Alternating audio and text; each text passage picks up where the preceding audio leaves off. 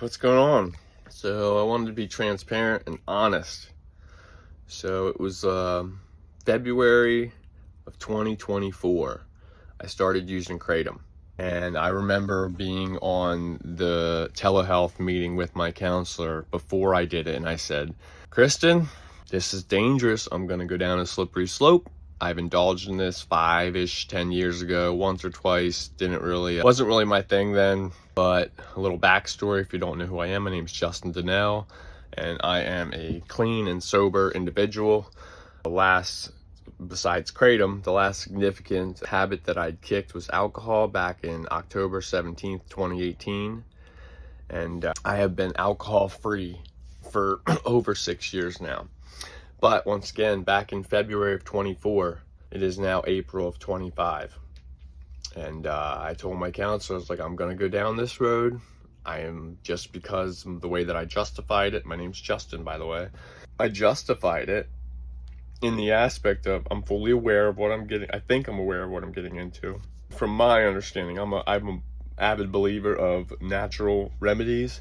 And it is mitriosis, spesosis, or some crazy, I haven't read it for a little while. I butchered the name, but it's a natural leaf that actually you find over in Asia, Southeast Asia, different places like that. This is Mangda Kratom, remarkable herbs. I've used the red, the white, and the green. The last bag that I had happened to be red, and that's why I was using the red. So I'm not going to sit here and tell you that Kratom is a terrible drug or it's a really great drug. Like all things, caffeine, alcohol, pot, anything. With control, they're probably not a huge deal. The thing that for me and a lot of other people that I'm aware of is I just simply struggle with control. So it's a dangerous slippery slope to go down something that could be chemically, physically, mentally addicting, to then just say one day you're going to stop. So this is coffee, by the way. Half decaf, half regular at the moment. And out of like a month, a couple months go by and it gets to the point where I'm now consuming Kratom every single day. A couple grams a day. I could not leave my camper without my jug or like my mixed drink of Kratom. And it started as a social thing. I was finding myself every night playing cards, kicking around campfires, being a full-time RVer. And most of the people I was hanging out with were drinking and smoking, which I still smoke to this day. And I was just feeling like I wanted to get on their level, if that makes any sense. I wanted to be a little bit more relaxed. I wanted to just mellow out for the evening since, the day was done. And I chose to find an alternative to alcohol, which was Kratom. And all the way up until 2 weeks ago, pretty much from the day I started in mid-February last year until 2 weeks ago, I did not go a day without Kratom. Even if it was, let's say, I wouldn't really drink it in the morning. Most times I wouldn't start till 2, 3 o'clock in the afternoon. But I couldn't leave the camper without the bottle. It felt like a bottle. It felt like a little baby bottle of Kratom. Had to have it no matter where I went. I couldn't go. If I was going to be anywhere, especially potentially for a night, I had to make sure I had enough with me to supply the whole night. The following next day, I usually had some extra in my truck to make it if I really find myself in a situation. But it was one of them things that mentally it became a very addicting thing.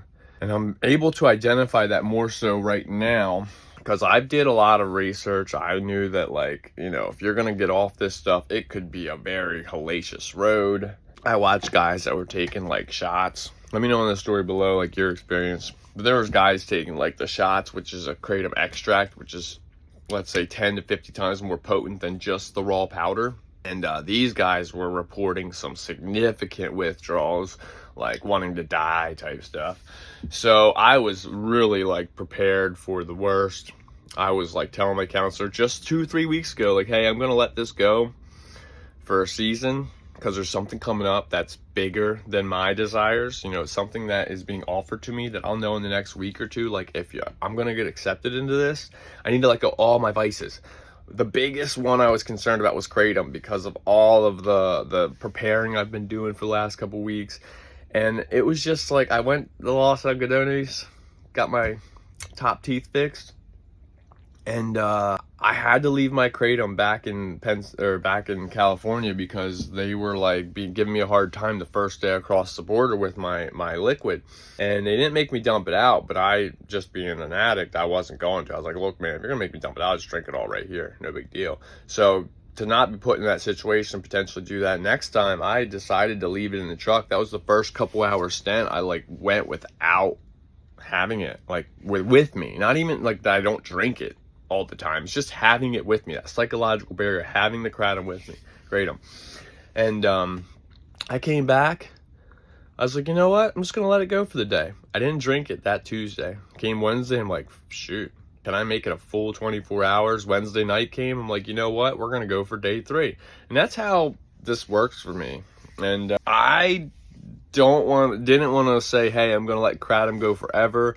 What I am trying to do is find a balance with it, because after I let it go on Tuesday, Wednesday, and Thursday, I had 4 jugs made up, like close to a gallon already pre-made. And if anyone knows it, it does go bad and it'll start to like ferment. And I didn't want it to go bad, because I still like, there's a part of me that says Kratom has a positive attribute if you know how to not be an addict, basically.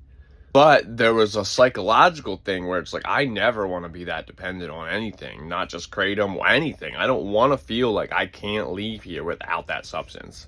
It's like, you know, yeah, it's just not good. I don't like to feel controlled by any substance. So Kratom's mentally did that. But after the 3 days, I had trouble sleeping the first night. It was on my mind the second day. Day 3 came, and it's like, okay, you know, I'm getting through this. I just want to go do something because I'm bored out of my mind. And then to not let them gallon of Kratom that I had go to waste, I'm like, you know what? This wasn't, I need to die in my sleep or wake up and something must change, like alcohol was back in 2018. I was like, you know what? I'm going to drink this. And over the course of the next couple days, I consumed the pre-made Kratom. And then I finished it. The day after that came, it went. I thought I had 1 more jug left, and the next day came. I'm like, you know what, I'll finish that, and it was gone. I still have Kratom up here. I didn't make any. I'm like, you know what, no, I'm not gonna just, there's no special event, I'm not hanging out with people. I just wanted it because I was anxious, and it helps me be less anxious, and that's where the thoughts came in. But reality of it is, I can't just turn to substances when I get anxious necessarily. Sometimes you just have to live through that, find other ways to manage it.